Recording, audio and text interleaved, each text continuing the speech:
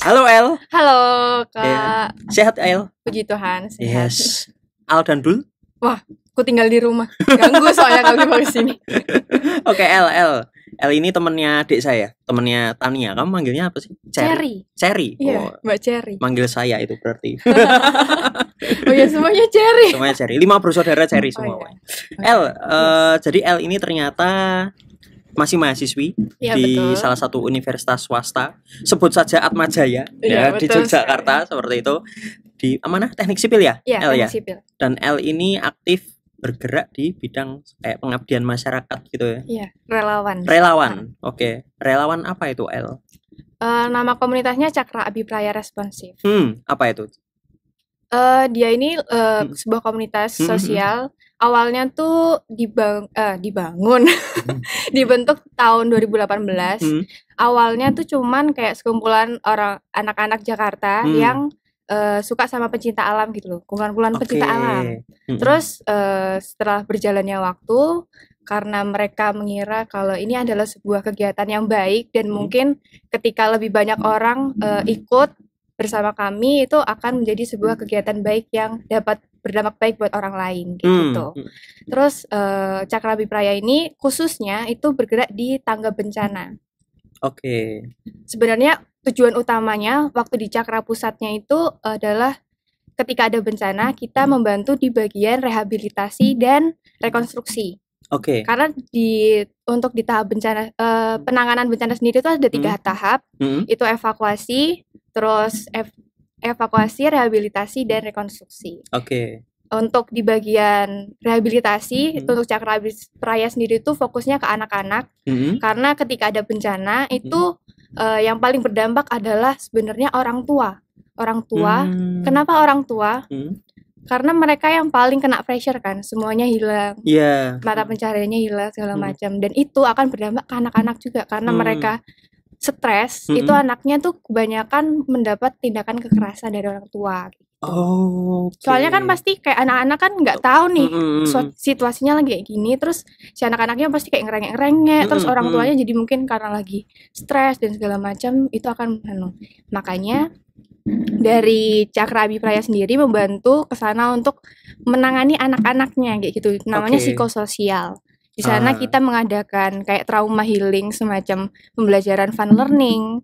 Terus ada perbaikan gizi juga. Jadi tim Cakra Abipraya ke sana kayak mengadakan misalnya kalau makanan dari apa sih kayak bantuan-bantuan gitu kan makanannya khusus kayak general gitu ya untuk orang tua segala macam.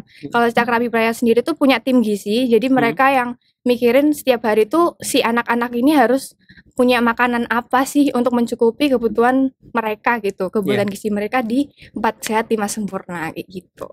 Kurang lebih seperti itu. Bukan 4 sehat 5 lengkap ya. Waduh. Katanya udah diganti deh. Oh, 4 udah sehat diganti 5 ya? lengkap. Oke. Karena yang 4 pun itu sudah sempurna katanya sih gitu itu. Okay. Jadi awalnya coba-coba, kemudian akhirnya ya, kayak awalnya saya coba-coba gitu ya. Terus akhirnya malah keterusan gitu ya El. Nah, sebenarnya Cakra Abipraya ini tadi lebih ke apa terkait dengan rehabilitasi gitu. Kenapa sih yang dipilih rehabilitasinya? Itu sendiri kalau dari pengalaman dan cerita dari yang udah pernah aku dengar itu karena memang itu tadi karena fokusnya ketika ada suatu bencana itu anak-anak kadang kurang diperhatikan oleh pemerintahnya gitu karena pemerintah pasti fokusnya akan general ke semua masyarakat yang ada di situ gitu lebih ke yang penting mereka ada tempat yang penting mereka bisa tidur nyaman dulu lah seadanya kayak gitu tapi karena anak-anaknya ini kadang karena kurang diperhatikan dan akan mendapatkan tindak kekerasan dari orang tua tadi yang mungkin ke apa ya kayak sesuatu yang seharusnya nggak mereka dapatkan. Jadi si Cakra Abipraya ini waktu pertama kali ngelihat hal itu mereka berarti kita harus menangani di bidang psikososialnya untuk anak-anak itu agar mereka tuh kan aku sedikit cerita ya Kak. Kalau misalnya di tempat bencana Cakra Abipraya itu akan kasih waktu buat anak-anak sekitar dari siang sampai sore itu untuk fun learning kayak belajar sama anak-anak Cakra Abiprayanya sendiri. Jadi kita kayak ya kita ngajak mereka main terus belajar segala macam kayak gitu untuk ngedistract mereka biar nggak ngeganggu si orang tuanya ini yang mungkin lagi memikirkan gimana nih ke depannya untuk kehidupan mereka kayak gitu.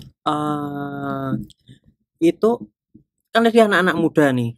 Betul. Itu langsung begitu saja atau ada pelatihannya dulu yang Cakra Abipraya responsif ya? responsif. Itu maaf, Cakra Abipraya responsif. Nah, itu apakah mereka latihan dulu atau semacam ada kayak tutorialnya terlebih dahulu baru mereka ke lapangan, atau memang ya udah langsung ke lapangan aja gitu? Oke. Kalau untuk itunya sendiri, kalau misalnya pas awal-awal dulu dibentuk, mungkin karena mereka udah ada basic di pencinta alam dan mereka juga udah sering menangani hal seperti itu.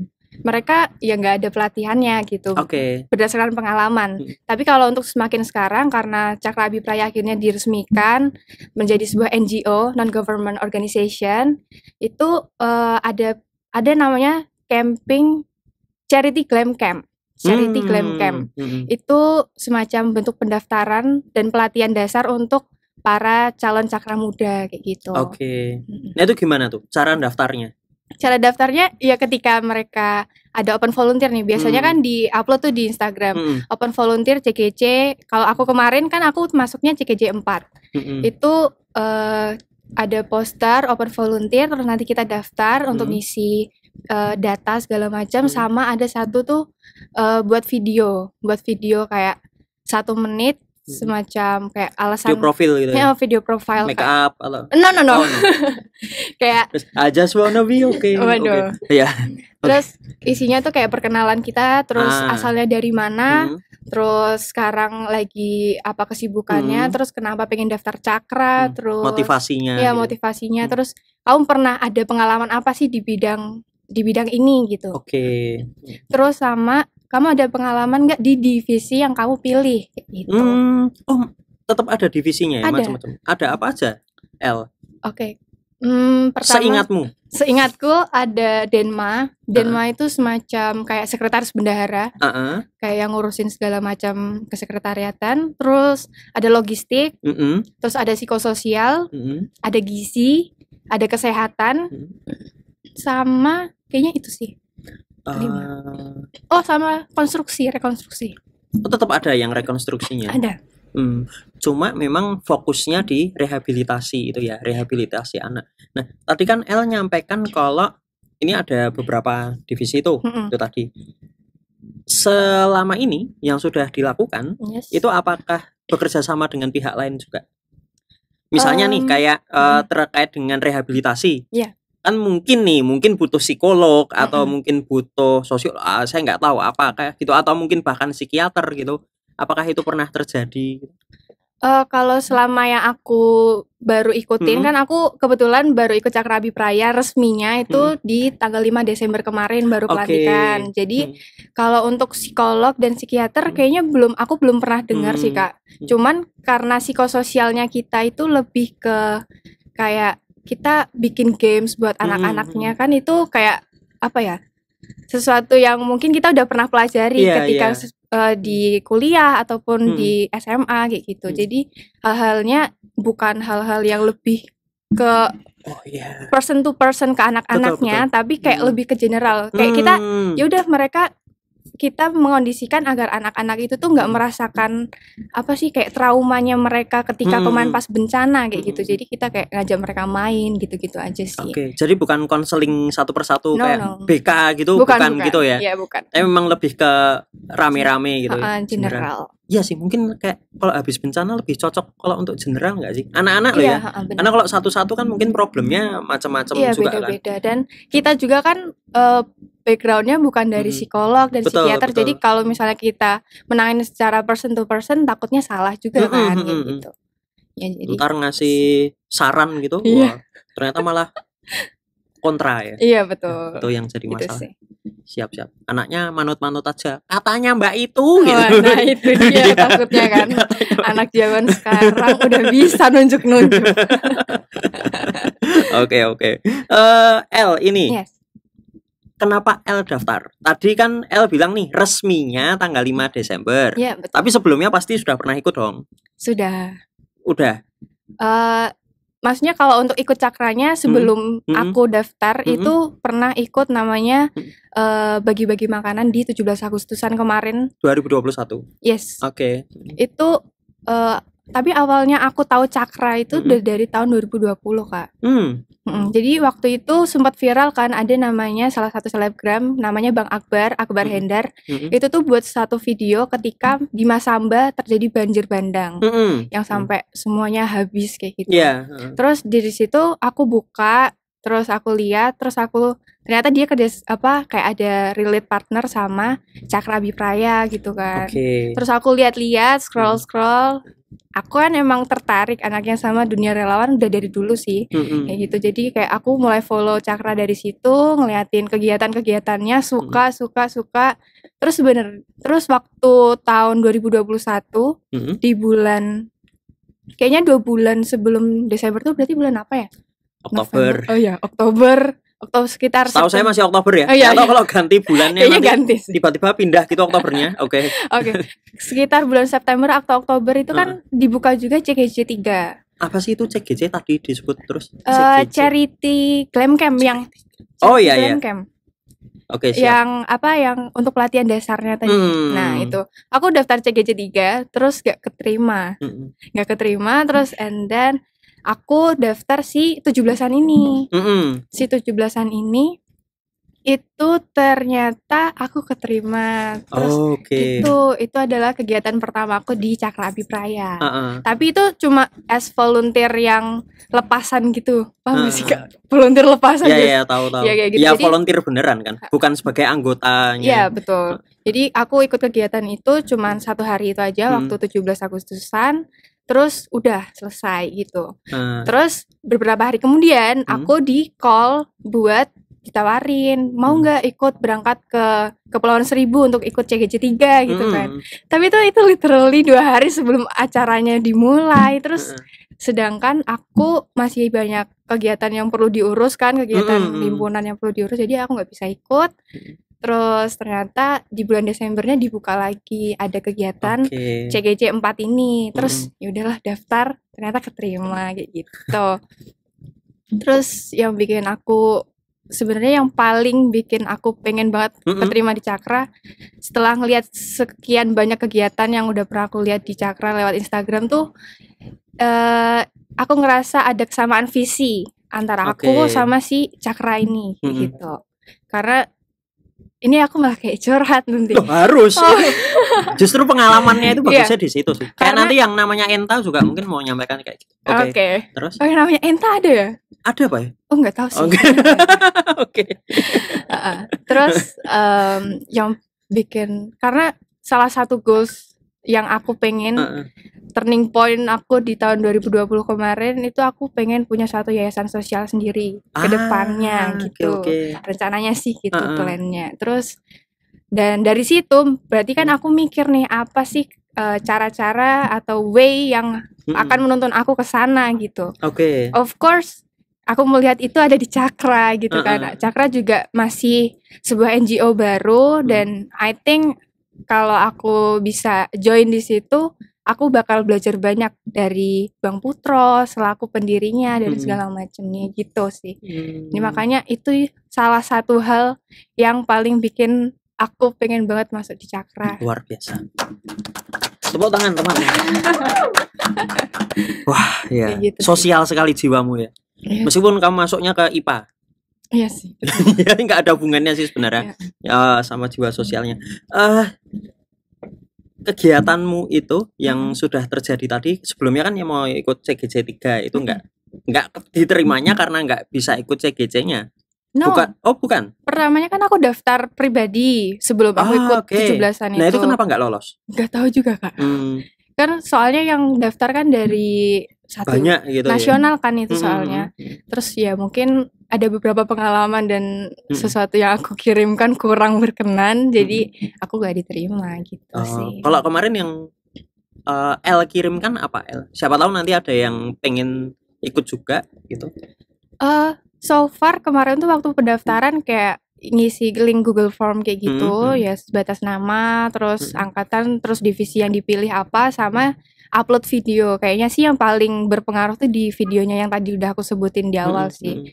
Gitu. Jadi ketika kalian buat itu usahakan apa ya? Seanes kalian gitu, sejujur-jujurnya diri kalian tuh emang kalau kalian emang mau daftar itu tuh karena apa gitu, jangan karena kalau ketika itu dibuat-buat pun itu akan kelihatan gitu. Gitu sih. Oke. Pernah nggak ada kejadian yang sepengetahuan El aja ya, itu nggak punya pengalaman tapi bisa lolos gitu? Enggak? Atau harus punya pengalaman volunteer sebelumnya? Itu menjadi mutlak atau enggak? Sebenarnya karena aku belum pernah jadi tim untuk penyaringan penyaringan pesertanya, jadi aku kurang tahu pastinya untuk hal itu, Kak. Cuman kalau kata Bang Putro ya, itu ketika kamu ada niat baik pasti di situ ada jalan gitu. Jadi it doesn't matter kalau misalnya sebelumnya kamu belum punya pengalaman di bidang volunteer atau relawan gitu sih. Karena di posternya pun di situ dicantumkan seperti itu. Oke, yang penting ada keinginan kuat untuk itu ya. Nah ini dia, ada kewajiban tertentu nggak El setelah masuk ke Cakra Abdi Praya? Oke, singkat cerita ketika kita yang lolos di CGC itu pasti kan banyak orang. Betul. Banyak banget orang dan itu dari seluruh Indonesia ada Kak. Kalau angkatanku kemarin sekitar berapa ya? Puluhan 40-an lebih kayaknya. Oke. Kayak gitu.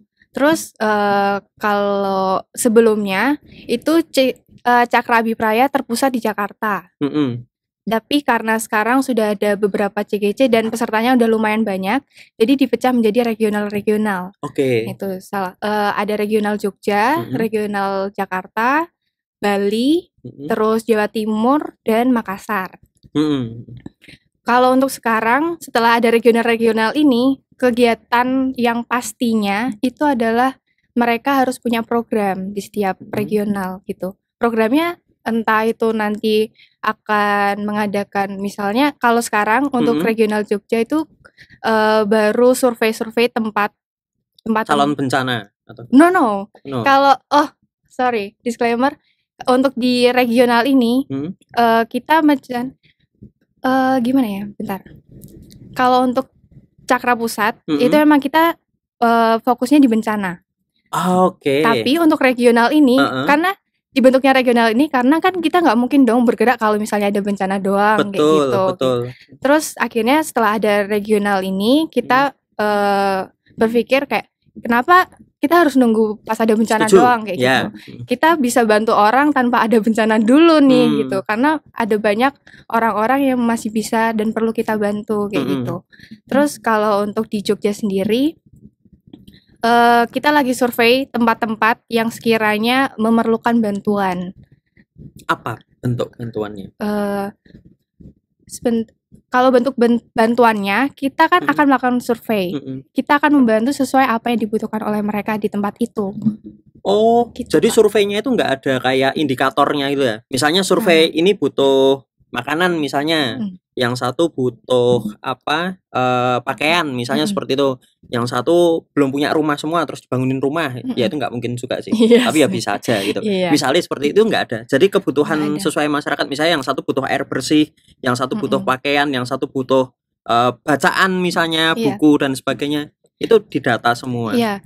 Jadi kalau kita tuh lebih cari ke tempat-tempat yang masih belum terjangkau sama pemerintah gitu loh, Kak. Kadang kan ada kawasan di bantaran Kali Code, terus ada kawasan untuk para pemulung yang kurang diperhatikan, yang rumahnya tuh bener-bener udah nggak layak. Sebenarnya itu nggak layak di sebagai rumah sih kayak gitu. Ntar kita ke sana survei, terus tanya-tanya kira-kira ada berapa kakak, terus ada berapa anak-anak di situ. Terus nanti kita akan mikir nih kira-kira program apa yang cocok dilakukan di tempat itu gitu. Gitu sih. Kalau yang sudah pernah terjadi gimana, El? Karena saya membayangkan itu mungkin, tapi itu kan kerjaan yang tidak mudah gitu loh. Dan butuh banyak orang. Apalagi tidak semua permintaan itu kan bisa dipenuhi saat itu juga. Ya betul. Mungkin semuanya bisa terpenuhi, tapi kan tidak saat itu, tidak dalam waktu yang bersamaan. Nah itu kalian membuat skala prioritaskah atau bagaimana? Oke, aku cerita aja ya Kak, untuk yang di bagian regional Jogja, kemarin kita udah survei beberapa tempat, terus akhirnya kita fix ada di satu kampung pemulung di daerah, apa sih namanya, daerah Babarsari yang di dekat apa sih, kali. Oh, yang dekat kali, yang dekat gereja Babarsari itu. Terus di situ kita ngeliat nih keadaannya di sana kayak gimana, karena di situ udah ada kayak namanya sekolah marginal, mereka udah mengadakan kegiatan di situ untuk anak-anaknya, kayak mereka ada kegiatan untuk kayak pengajaran fun learning, terus ada pengajian bersama buat anak-anak kayak gitu segala macam. Terus di sana kita ketemu sama si dari humasnya sekolah marginal, terus kita tanya, mereka ada sekitar 20-an kakak, di situ ada 20-an kakak di situ, dan ada 17 anak, 17 anak, range-nya tuh SD sampai SMP, kayak gitu. Terus di sana kita mikir kira-kira apa yang bisa dikasih, mungkin sembako, terus apa namanya kayak selimut, karena kan mereka di sana emang rumahnya rumah yang kurang layak gitu. Terus nanti di sana juga kita akan mengadakan main sama anak-anaknya. Jadi tuh kira-kira untuk kegiatannya sama seperti apa yang waktu kita lakukan di psikososial ketika di bencana tadi, gitu. Untuk anak-anaknya dan untuk orang tuanya, karena kan kita melihat setelah kita survei berapa kakak, kita akan menyediakan sembako untuk mereka kayak gitu sih kurang lebih. Jadi kalau untuk penyediaan air bersih kayak gitu, itu memungkinkan untuk kita lakukan, tapi mungkin akan karena itu sesuatu yang besar, kan harus kayak izin dulu sama siapa tahu di situ kayak pemerintah setempat, terus koordinasi sama cakra pusatnya dulu kayak gitu sih, segala macam gitu. Saya mikir malah selama apa jadi kalau diibaratkan relawan itu sebagai pengabdian itu tadi kepada masyarakat, ada jangka waktunya nggak? Kita misalnya aku program pertama yang tadi itu akan dilakukan selama 1 hari Kak, 1 hari aja gitu, karena itu kayak kegiatan yang momentum gitu, kegiatan momentum, tapi sebelumnya kita akan mengadakan survei kayak gitu. Paling lamanya di surveinya sih. Kalau untuk kegiatan di tempatnya itu 1 hari. 1 hari. Iya, gitu. 1 hari, tapi dalam 1 tahun bisa beberapa kali gitu. Iya, betul. Sekitar kalau kemarin rencananya kita itu 3 bulan sekali. Itu ada program, cuman karena sekarang kan COVID-nya lagi naik. Tadinya tuh kita dari regional Jogja sendiri mau adain program pertama tuh di bulan Maret tanggal 12. Cuman karena ada beberapa hal dan COVID-nya juga lagi naik gini, teman-teman juga ada yang kena kan, yang dari Magelang. Terus jadinya diundur dengan periode waktu yang nggak bisa ditentuin sih kalau kayak gitu. Tapi ya bagus sih, maksudnya jangan terlalu lama, sekali lama tapi terus selesai gitu kan malah nggak bagus. Mending yang berkelanjutan tapi berkala gitu. Iya, betul. Dan itu sistemnya apa ya, tahunan kah? Maksudnya bisa multi beberapa tahun, atau dalam 1 tahun itu di tempat ini misalnya gitu? Dari kan tadi 1 tahun berarti 3 bulan sekali kan aku sebut itu. Untuk di program yang kedua kita bisa pindah tempat atau bisa mengadakan di tempat itu lagi dengan kegiatan yang berbeda kayak gitu sih. Jadi itu sebenarnya kayak opsional aja, kayak opsional sih, kayak fleksibel aja gitu. Tergantung, kan nggak mungkin juga tapi kalau kita membantu di satu tempat terus tapi kegiatannya sama juga. Betul. Gitu. Gitu sih. Ya sakjane kalau ya itu tadi yang maksudnya kalau bisa berkala tapi berkelanjutan loh. Misalnya sekarang ngasih apa, bulan depan atau 3 bulan lagi ngasih apa, 3 bulan lagi memberi apa gitu. Selain sembako tadi kan ada pelatihan dan sebagainya itu di hari yang sama. Pelatihan. Kok pelatihan apa? Fun learning. Oh iya, itu di hari yang sama. Di hari yang sama. Jadi kalau kita awang-awang tuh apa ya bahasa Indonesia? Bayangkan. Oh iya, kalau kita bayangkan nanti itu kegiatannya misal pagi, hari sebelumnya kita udah kayak nyiapin logistiknya segala macam, terus besoknya kita akan bawa itu semua sembako-sembakonya, terus bagi-bagi sembako di pagi, terus nanti sampai siang selesai, terus nanti ada makan snack dulu sama anak-anaknya. Terus nanti setelah makan snack kita akan melakukan fun learning di situ. Entah fun learningnya nanti belajar tentang bahasa Inggris atau segala macam, nyanyi-nyanyi biasanya kayak gitu sih. Terus nanti di sore biasanya ada makan bersama kayak yang aku tadi, karena psikososial tadi kan ada gizinya tadi gitu kan, kita tetap adain gitu. Dan harapannya nggak cuma kalian yang melakukan itu di betul. Satu titik itu. Itu sih. Dan kalau untuk kegiatan program di setiap regional itu kan beda-beda dan terserah kita sebenarnya mau ngadain kegiatan apa aja gitu. Contohnya kemarin yang udah dijalanin sama regional Bali dan Jakarta itu, kalau regional Bali kemarin bagi-bagi burger 1.500 burger di daerah Bali dan sekitarnya. Terus kalau kenapa burger? Karena ini kalau burger itu kayak salah satu anunya Cakra sih, kayak kita di semua tempat ketika ngadain kegiatan pasti kalau ada snack pasti kita akan bikinnya burger. Ya seperti itu. Jadi sebenarnya beda-beda gitu loh Kak. Dan tergantung setiap regional akan mengadakan program seperti apa gitu. Terus itu kan di Bali. Terus kalau misalnya kemarin di Jakarta sendiri mereka bagi-bagi nasi box dan hygiene kit kayak gitu. Siap. Itu ya alasannya kenapa burger komplit. Ada karbohidratnya, ada apa namanya, proteinnya. Iya betul, protein. Terus ada sayurannya juga gitu. Kayaknya itu sih. Mungkin karena itu. Iya. Tapi itu jadi ikonik. Nah, ikoniknya Cakra tuh kemarin juga waktu di CGC 4 kan kita ngurusin anak-anak juga kan. Di situ juga kita kayak masak sendiri, bikin sendiri burgernya itu buat mereka gitu. Terus ininya apa kuwi jenenge? Bikin sendiri? Yes, bikin sendiri. Masak sendiri burgernya itu. Betul. Berarti biayanya juga bisa lebih ditekan ya daripada kalau kita misalnya beli di luar terus dibagikan betul. Gitu. Oke. Asik dong. Ya asik banget.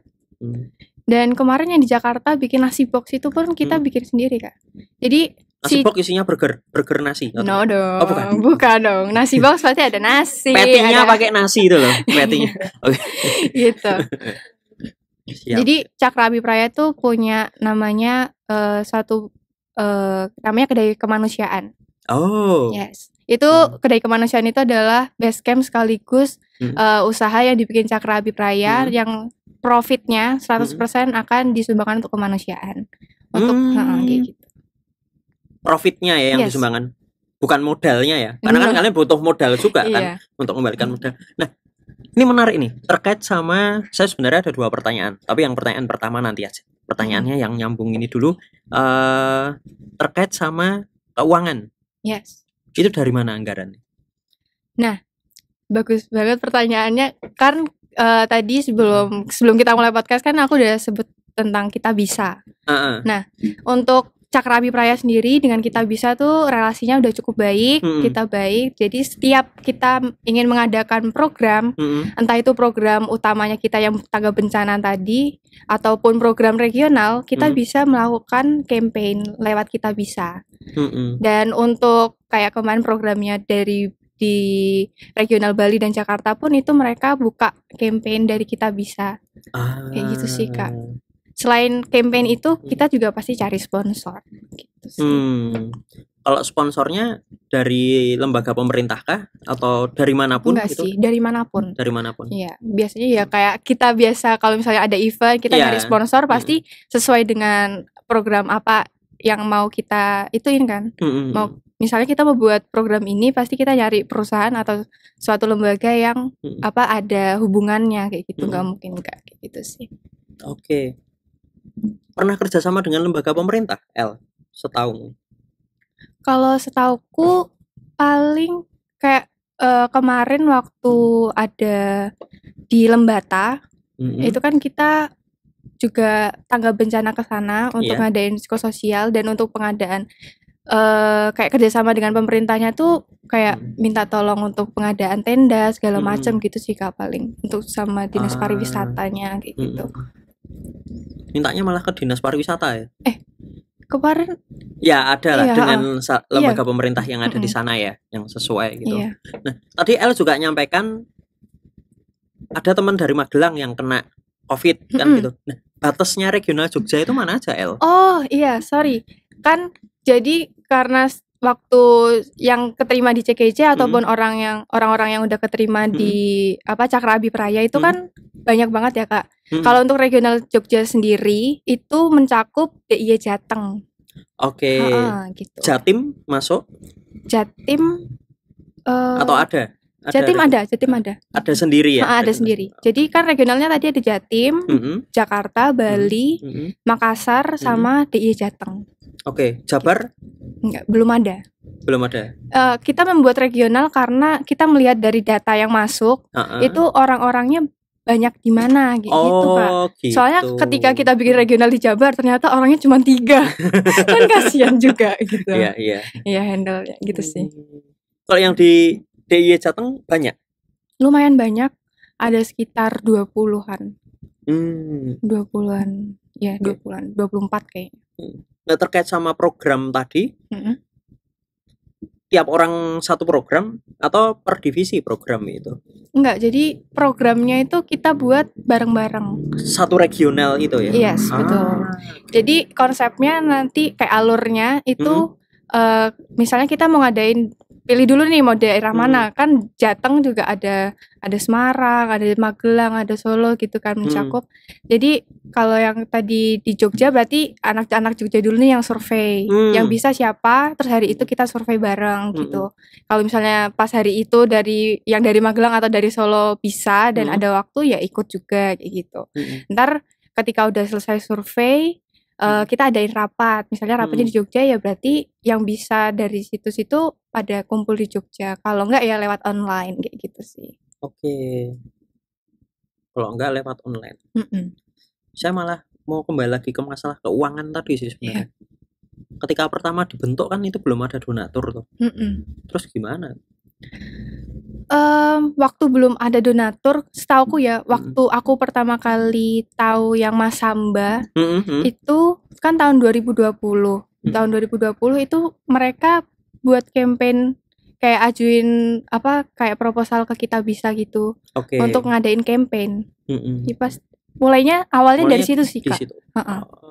Karena yang pas yang di gara-gara yang viral dari Bang Akbar tadi, itu tuh campaignnya donasinya terkumpul hampir 2 miliar kalau nggak salah. 2M, banyak banget waktu itu karena pas yang itu tuh kayak viral banget dan banyak banget orang-orang baik yang mau berdonasi gitu sih.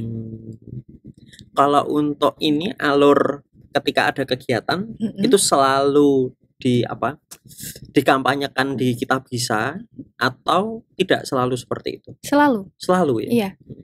Karena kan emang mungkin aku kurang tahu pastinya, cuman sepertinya udah ada tektokan dan relasi yang baik kan antara Bang Putro dari Cakra Pusat dengan pihak Kita Bisanya. Jadi awalnya dari situ, terus ternyata ke belakang kita dipercaya oleh Kita Bisa. Terus jadi setiap kita membuat program atau suatu kegiatan, kita bisa langsung mudah untuk request ke Kita Bisa untuk mengadakan campaign kita gitu. Kalau tantangannya apa sih jadi volunteer atau jadi relawan lah? Tantangan terbesarnya untuk jadi relawan itu adalah niat. Satu, niat. Kedua, kayak kita mau nggak ngasih waktu kita nih buat orang lain gitu. Sedangkan mungkin kalau teman-teman tahu, kita aja kadang buat ngasih waktu space buat diri sendiri aja kadang susah gitu kan. Sebenarnya untuk jadi relawan yang tadinya mungkin 40 lebih itu bisa tersaring dengan seleksi alam, Kak, sebenarnya. Karena kan ketika kita misalnya ada bencana, terus Cakra Pusat kan pasti udah asesmen ke sana dulu, terus nanti tim kedua berangkat untuk melakukan itu segala macam. kan kita yang di regional ini itu sebenarnya bisa aja langsung datang ke sana gitu. Cuman balik lagi kita ada waktu enggak gitu. Kan konsepnya sebagai relawan kita ingin membantu orang, jadi kita harus membantu diri kita sendiri. Kayak sebisa mungkin semua kerjaan atau misalnya pas lagi ada kerjaan, tugas segala macam, kalau pas mau berangkat ke sana ya udah gitu, di sana kalian bakal bantu orang gitu. Jangan sampai kalian memaksakan diri ke sana, habis itu pas di sana malah nyusahin orang gitu loh, paham gak sih Kak? Gitu sih. Dan tantangannya jadi relawan itu sih. Sana malah ada bencana bawa laptop, bawa komputer, makanya kasur itu. Rumah dibawa semua pindah gitu. Iya sih, betul. Ya. Gitu, tapi boleh ya berarti semisal tidak bisa ikut meskipun sudah jadi anggota, nggak ikut pun juga nggak masalah. It's okay. Nggak ada penalti atau gunjingan di belakang gitu? Enggak dong, karena sebagai relawan kan itu dari diri kita sendiri kan. Kita mau nggak nih bantu orang dan kita tahu nggak kita lagi bisa apa nggak. Yang paling tahu diri kita sendiri kan kita. Gitu. Bukannya secara organisasi itu nggak bagus? Gimana ya Kak? Kita tuh bisa dibilang sebuah organisasi, tapi juga sebenarnya nggak seorganisasi itu banget gitu. Tapi karena kita kan konsepnya untuk kemanusiaan dan kita adalah relawan. Yang penting kamu bisa, ayo, nggak bisa kesempatan berikutnya gitu betul. Ya. Dan untuk misalnya ada bencananya di Masamba, kan itu jauh banget kan, jauh banget, dan itu kan kita kesana biaya sendiri. Yes, nggak mungkin. Jadi uang dari kita bisa tadi itu pure untuk kegiatan yang kita adakan di sana. Jadi untuk transportasi, terus mungkin kalau kalian di sana mau jalan-jalan segala macam gitu ya uang sendiri. Jadi gitu, kayak untuk bener-bener bisa apa ya? Kayak kalau sebenarnya kalau mau jadi relawan tuh ya pastiin dulu kamu tuh bisa dan kamu ada kayak gitu secara utuh untuk membantu orang di sana tanpa menyulitkan orang lain gitu. Ya, berarti itu ya meskipun nggak bisa datang ya udah nggak apa-apa, itu dimaklumi. Itu seperti itu. Karena konsepnya kan kita relawan kayak gitu sih. Tapi kalau sampai di daerahmu kamu nggak bisa datang, nah itu baru dipertanyakan. Atau sama aja? Sama aja Kak, karena kan kita konsepnya kayak kemanusiaan toh, kemanusiaan dan masa relawan. Masa kita tidak memanusiakan anggota kita gitu maksudnya? No, maksudnya misalnya kayak kita mencela anggota kita kan sama aja kita tidak memanusiakan anggota kita. Iya betul. Maksudnya itu kan balik lagi kayak kalau misalnya emang slow dan ada waktunya dan emang niat. Misalnya di satu tempat di regional kita nih ada suatu bencana amit-amitnya ya, maksudnya misalnya aja. Terus kita misalnya aku tahu aku lagi slow nih hari ini. Terus aku tahu teman-temanku yang dari Jakarta, yang dari Bali, dari semuanya pada datang buat nanganin situ. Tapi kalau memang aku slow tapi akunya nggak mau, ya nggak, ya gimana gitu. Dan orang lain kan juga nggak mungkin tahu kan gitu. Jadi lebih ke situ sih Kak, makanya aku bilang untuk jadi relawan walaupun tadinya 40 lebih itu akan terseleksi sendiri dengan seleksi alam gitu. Meskipun statusnya sudah jadi anggota ya. Jadi anggota itu tidak mengikat kan. Nah betul, tidak mengikat. Jadi Cakrabipraya nggak mengikat sama sekali.